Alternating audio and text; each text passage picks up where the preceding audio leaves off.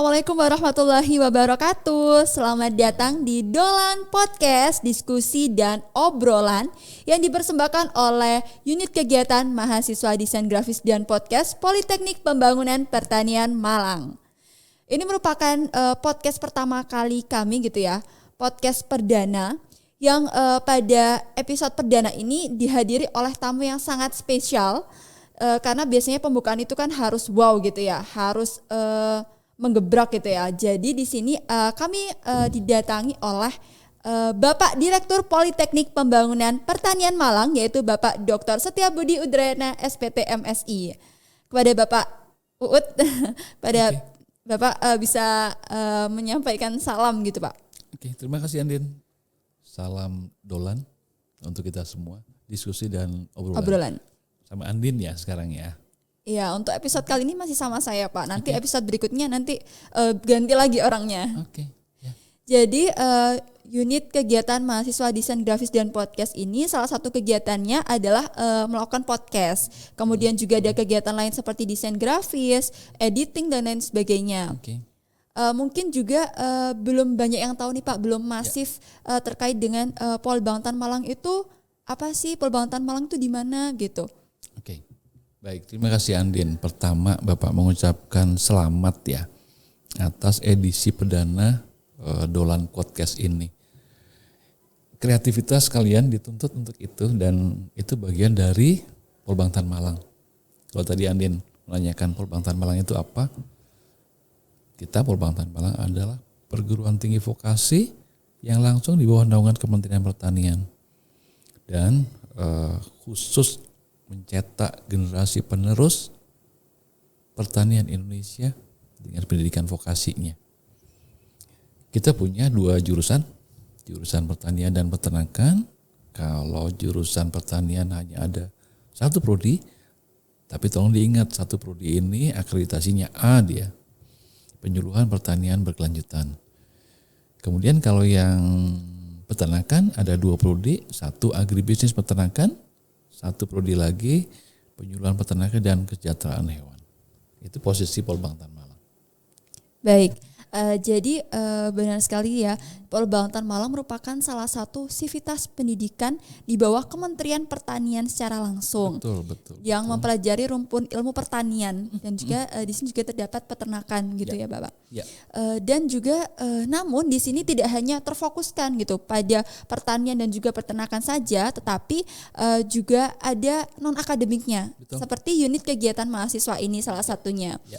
Di Polbangtan Malang juga memfasilitasi mahasiswa dalam mengeksplor diri, dalam mengembangkan dirinya melalui berbagai kegiatan mahasiswa, mulai dari organisasi mahasiswa atau Ormawa, mulai dari ada Badan Eksekutif Mahasiswa, kemudian ada Himpunan Mahasiswa Jurusan, kemudian ada Badan Perwakilan Mahasiswa dan juga Polisi Mahasiswa. Dan juga terdapat kegiatan lain, mahasiswa bisa menyalurkan minat dan bakatnya melalui unit kegiatan mahasiswa.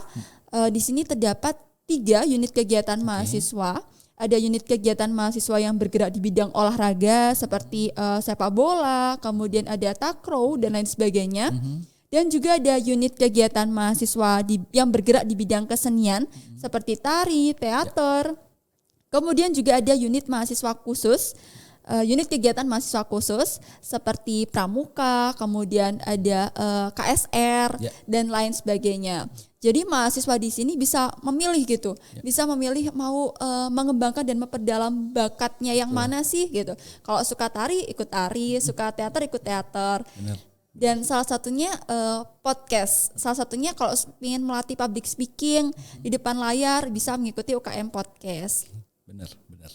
Jadi sebagai perguruan tinggi milik Kementerian Pertanian, Bapak Kepala Badan punya cita-cita bahwa lulusan Polbangtan harus memiliki kualifikasi lebih dibandingkan lulusan perguruan tinggi lain. Ini cita-cita yang oleh pimpinan kita tertinggi harus kita terjemahkan, baik dosen, mahasiswa maupun tenaga penunjang lain. Nah, untuk punya kualifikasi lebih tidak hanya di unsur akademik, Andin, ya tidak hanya di unsur akademik, tapi juga non akademik. Yang tadi Andin sempat bicarakan itu adalah bagaimana membina karakter dari mahasiswa Polbangtan yang dimulai dari dirinya sendiri. Jadi kampus mewadahi unit kegiatan yang sesuai dengan passion mereka masing-masing. Seperti yang di Dolan Podcast sekarang ini, ya public speaking salah satu yang ingin diasah di podcast ini. Yang tari juga demikian. Kemudian ada yang himpunan mahasiswa Muslim.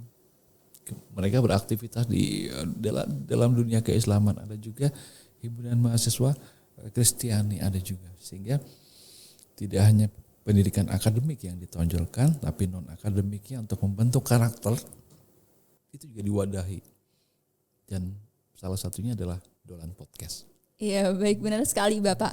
Jadi Dolan Podcast ini perlu diketahui merupakan diskusi dan obrolan.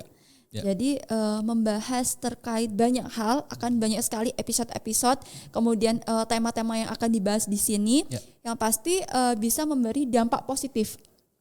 Kami berusaha memberi dampak positif bagi para pendengar dan juga pemirsanya yang mendengar. Itu harus dan oleh karenanya jangan dibatasi dengan siapa kita diskusi. Baik. Yang perlu dibatasi adalah arah diskusi kita kemana.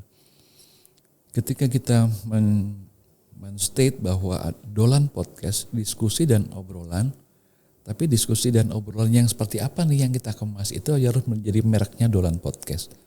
Tidak hanya sekedar ngobrol ngalor ngidul kemudian tanpa tujuan, tapi dengan topik tertentu yang dibahas secara santai gitu ya, supaya teman-teman yang lain juga bisa tahu, terutama bagi pemirsa yang mulai minded nih dengan Polbangtan, apa sih itu dan seterusnya. Itu yang perlu digali.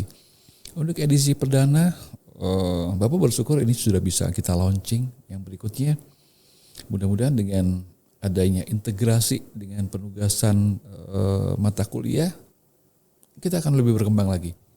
Siapa tahu nanti setelah lulus dari Polbangtan tidak hanya Andin punya pertanian atau peternakan yang maju, tapi juga punya studio podcast. Bisa jadi kan? Bisa jadi ya Bapak. Betul. Dan itu bisa menghasilkan sesuatu ya. Dalam arti kepuasan diri karena bisa berekspresi. Juga yang nomor 2, tidak kalah pentingnya adalah menghasilkan uang. Itu dia. Dan sebenarnya 2 hal itu nomor 2 sih. Yang pertama kita bisa mengedukasi orang lain dan pahalanya terus mengalir tuh. Itu poinnya. Siap. Jadi diharapkan juga melalui diskusi dan obrolan ini bisa mengedukasi, bisa membawa perubahan. Betul. Perubahan perilaku, perubahan pikiran gitu ya kepada para pemirsanya yang ke arah positif tentunya. Betul banget. Dan juga Bapak di sini mungkin di obrolan pertama kami sudah terdapat beberapa pertanyaan yang sudah disiapkan. Oke. Mudah-mudahan bisa menjawab ya Bapak. Pertanyaan yang pertama Bapak, apa pendapat Bapak terkait dengan mahasiswa? Oke. Mahasiswa itu satu, mereka energik, mereka liar gitu ya, mereka ingin tahu, punya rasa ingin tahu yang sangat tinggi, kadang sukar dikendalikan, dan yang berikutnya mereka tuh suka tantangan. Itu gambaran mahasiswa secara umum ya. Nah, ketika kita bicara gambaran mahasiswa Polbangtan Malang, tidak jauh dari itu. Tapi di sisi lain ada wadah untuk menyalurkan keliaran itu, ide-ide liarnya, suka tantangannya. Itu ada wadah yang diberikan oleh institusi. Mungkin Andin sendiri sudah merasakan itu. Ada wadah-wadah tertentu yang bisa digunakan mahasiswa untuk penyaluran itu, sehingga semua hal-hal yang sangat positif dari quote and quote mahasiswa tadi itu bisa tersalurkan dengan baik dan arahnya jelas. Itu dia tentang mahasiswa. Baik, jadi pada intinya mahasiswa ini harus pandai-pandai mengeksplor dirinya. Sangat betul. Harus pandai memanajemen dirinya sendiri gitu. Iya. Dan itu harus ada yang memandu. Harus ada yang memandu, memberi contoh, mengarahkan. Bukan berarti nyetir, bukan. Beda menyetir dengan mengarahkan. Kalau mengarahkan memberi arah, ini loh arahnya ke sini. Kalau nyetir sampai tujuan itu udah ada, dia disetir terus. Itu bedanya. Jadi dengan semua itu mahasiswa ada yang diarah, ada yang mengarahkan, kemudian supaya terarah, tersalur dengan pas sesuai dengan apa yang seharusnya. Itu poinnya. Baik. Lalu Bapak, ini sangat sangat berkaitan sekali dengan istilah mahasiswa itu jangan kupu-kupu, jangan kuliah pulang gitu, tidak mengeksplor dirinya gitu. Kuliah pulang hanya mendapatkan materi di akademik saja, di kelas saja memang tidak cukup. Tapi perlu kita berlatih dalam memanajemen diri kita, memanajemen waktu kita, mungkin bisa melalui organisasi yang ada di sini, atau mungkin juga bisa ikut unit kegiatan mahasiswa. Dan sebenarnya di luar sana juga banyak sekali kegiatan-kegiatan yang bisa mengeksplor mahasiswa. Salah satunya dengan mengikuti organisasi luar tapi yang positif.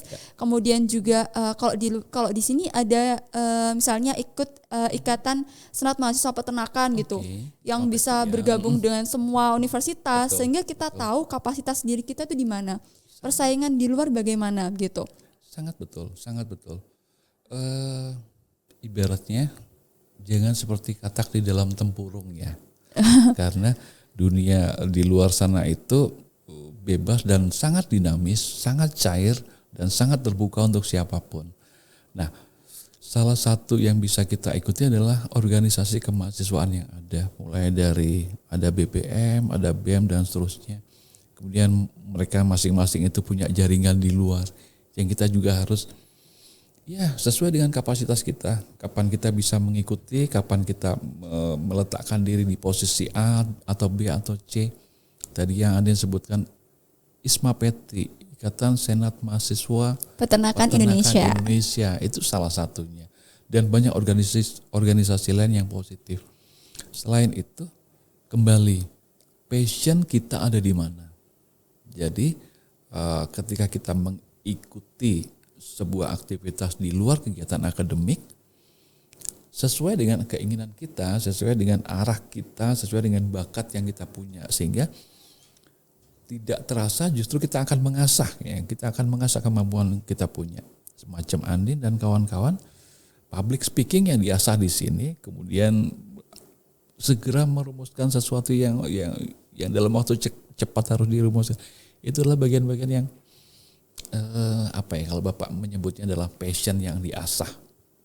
Karena kalau dipaksa, pemuda, mahasiswa kalau dipaksa biasanya dia nggak mau, justru ingin meluruskan diri. Tapi kalau diarahkan sesuai dengan passionnya, arahnya ke sini, cenderung mereka akan lebih improve dengan itu. Itu poinnya. Baik.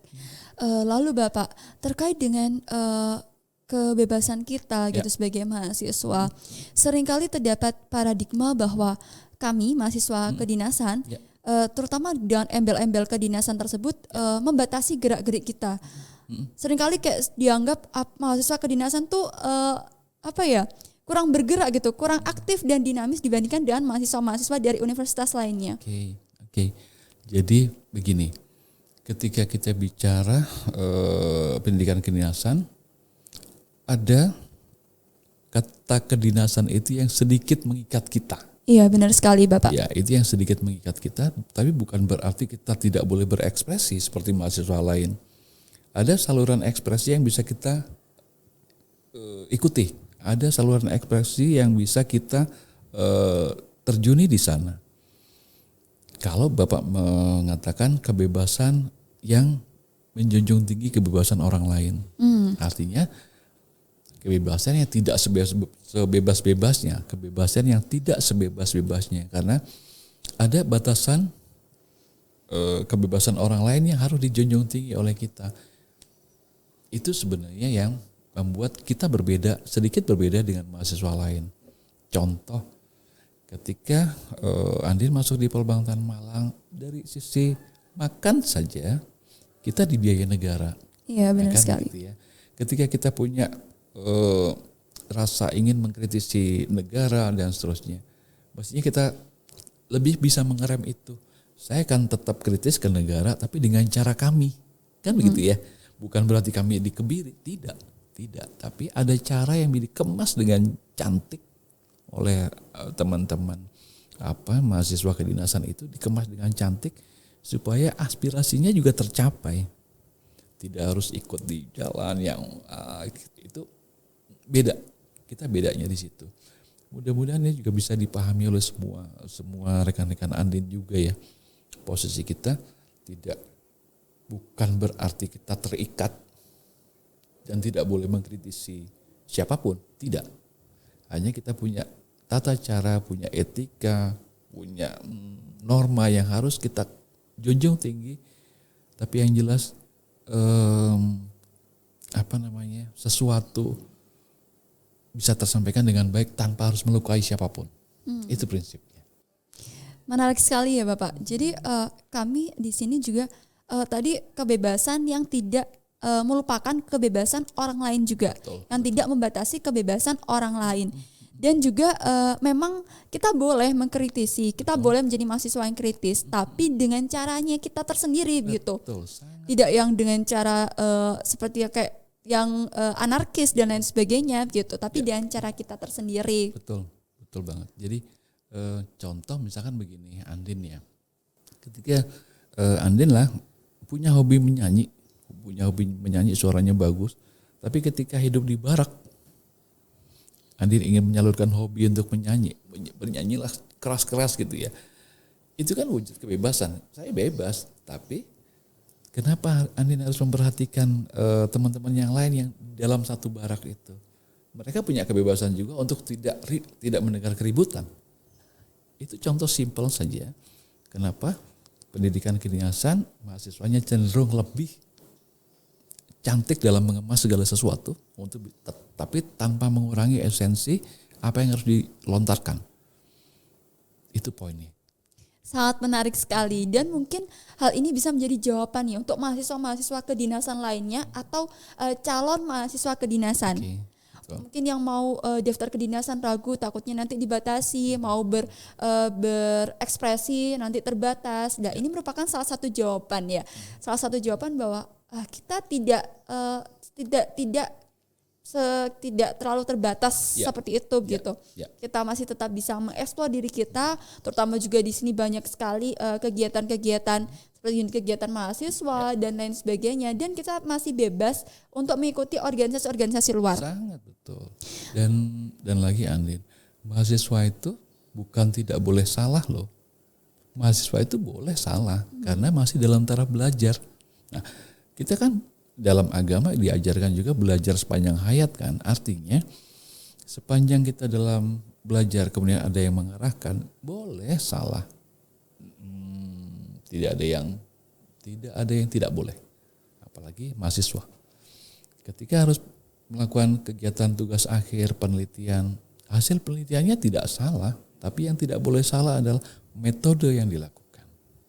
Nah, itu dia beberapa clue. Jadi kembali ketika harus menjadi mahasiswa pendidikan tinggi kedinasan, jangan takut untuk tidak bisa berekspresi, jangan takut untuk menyuarakan apa yang seharusnya disuarakan, jangan takut salah, karena dengan kita melakukan kesalahan, kemudian kita bisa tahu benarnya seperti apa. Itu. Baik, benar sekali Bapak. Dan mungkin juga ketika saya seringkali mengikuti lomba nih Pak, seringkali mengikuti perlombaan. Tapi seringkali juga saya tidak menemukan mahasiswa kedinasan. Saya tidak menemukan sivitas-sivitas kedinasan. Padahal kenyataannya, faktanya bahwa kami dibebaskan untuk mengikuti segala perlombaan, terutama yang bisa mengasah bakat dan juga minat kita gitu di berbagai perlombaan. Kemudian juga ketika saya mengikuti organisasi-organisasi di luar seperti contohnya tadi Isma Peti, saya seringkali juga tidak menemukan gitu, hampir tidak menemukan mahasiswa kedinasan. Namun faktanya kembali bahwa kita bisa bergabung, kita bisa mengeksplorasi diri kita sebebas-bebasnya, sepuasnya, asal benar tadi tidak membatasi, tidak menyalahi kebebasan orang lain. Ya, terkait dengan kegiatan di luar sana yang begitu dinamis, ada satu hal yang krusial membedakan kita di pendidikan kedinasan dengan pendidikan non kedinasan ya. Rata-rata pendidikan kedinasan boarding, ada di asrama. Dan ketika di asrama hidupnya lebih teratur dan diatur gitu ya, diarahkan. Nah, disitulah letak kita aktivis-aktivis mahasiswa ini untuk bisa menyelami kapan saya boleh, kapan saya tunda, kapan saya harus gitu ya. Ketika harus itu misalkan saya ketika menjalankan praktikum di rumah potong hewan misalnya, kalau peternakan itu harus berangkat subuh, nanti pulangnya dan jam tertentu gitu ya. Itu kalau harus. Kalau yang ragu-ragu misalnya, saya boleh atau enggak ya ketika ada aktivitas misalkan seminar nasional di perguruan tinggi lain yang masih di dalam jangkauan kita. Saya harus izin sama dosen pengampu mata kuliah. Saya harus izin dengan ketua prodi dan seterusnya. Itu yang menjadi timbangan setiap kita yang ingin berkembang di luar. Itu yang membedakan dengan perguruan tinggi akademik di luaran sana dengan vokasi. Jadi kembali, kalau menurut Bapak, kita ini lebih dituntut untuk bisa wise, lebih bijak dalam menyikapi boarding kita. Satu, yang kedua status kita sebagai perguruan tinggi kedinasan. Yang kedua, yang ketiga adalah setelah kita lulus nanti, setelah lulus dari pendidikan Polbang Tan Malang, yang kalian hadapi adalah petani-petani yang notabene mereka perlu wise. Jadi kalau latihan wise dari kampus, ketika harus berhadapan dengan petani, kalian akan bisa lebih wise, memahami kebutuhan mereka, kemudian untuk mengencourage mereka selanjutnya. Baik. Itu. Jadi memang pandai membawa diri, Betul. pandai memanajemen diri yang saya ambil intinya di sini. Ya, sangat betul. Bagaimana kita bisa pandai membawa diri kita gitu, memilih dan memilah gitu, Betul. mana yang bisa dilakukan, mana yang sekiranya tidak bisa dilakukan untuk sementara ini, Betul. namun bisa dilakukan kapan hari gitu ya. Ya, sangat. Dan bagaimana pokoknya menyesuaikan gitu, dinamis pada intinya. Mahasiswa dinamis, liar seperti Bapak bilang tadi, tapi dengan apa yang ada di Polbangtan yang Andin alami sekarang akan lebih menjadikan mereka wise, bisa memilih dan memilah apa yang harus, apa yang kita tunda, apa yang harus dibijaki, kapan harus ambil keputusan. Itu dia. Dan itu Baik. bakal bagus buat ketemu petani nantinya. Baik Bapak. Dan tadi perlu digarisbawahi juga bahwa jangan terikat dengan paradigma bahwa mahasiswa kedinasan itu tidak bebas. Jangan terikat oleh paradigma itu yang membuat kita sendiri jadinya menjadi terkungkung. Iya, benar sekali Bapak. Ya, ketika paradigma itu menentukan bagaimana kita bersikap kan. Begitu ada paradigma bahwa mahasiswa pendidikan kedinasan itu nggak bebas, berarti kita sudah tidak membebaskan diri sendiri kan. Benar sekali. Itu di skip saja, dihilangkan saja. Kita bebas kok. Paling yang kalau ada yang marah nanti Wadir 3 yang Baik Bapak, tidak terasa sudah beberapa menit kita lalui dan juga banyak sekali value pesan yang bisa kita ambil gitu. Oke, mudah-mudahan. Terutama juga buat para pemirsa di rumah dan juga dimanapun kalian berada. Yes. Terutama juga untuk mahasiswa kedinasan khususnya. Ya, yang kita diskusikan tadi tidak hanya untuk mahasiswa Polbangtan Malang ya, tapi untuk mahasiswa pendidikan tinggi kedinasan, supaya kita punya nilai lebih seperti kalau Polbangtan Malang harus mengacu pada arahan Bapak Kepala Badan. Begitu lulus dari Polbangtan harus ada value, nilai lebih, menjadi qualified job creator atau qualified job seeker. Qualified ini yang menjadi poin bold. penting. Poin penting yang harus di bold. Menjadi qualified ini yang perlu proses dan biasanya proses itu menyakitkan. Tapi hasilnya insya Allah akan bagus. Wah, luar biasa. Ini quotes penutup kita kali ini. Proses itu biasanya menyakitkan, tapi hasilnya yang akan bagus di akhirnya. Baik, terima kasih. Tidak terasa Bapak, terima kasih atas kesempatan yang telah diberikan di Dolan Podcast ini sudah sharing dan nanti akan ada episode-episode berikutnya yang akan lebih seru, lebih asik dan banyak juga value yang bisa didapat. Jadi tonton terus, jangan lupa untuk di-subscribe, kemudian di-like dan di-share Dolan Podcast. Sekian dari saya, pamit undur diri. Wassalamualaikum warahmatullahi wabarakatuh. Waalaikumsalam warahmatullahi wabarakatuh.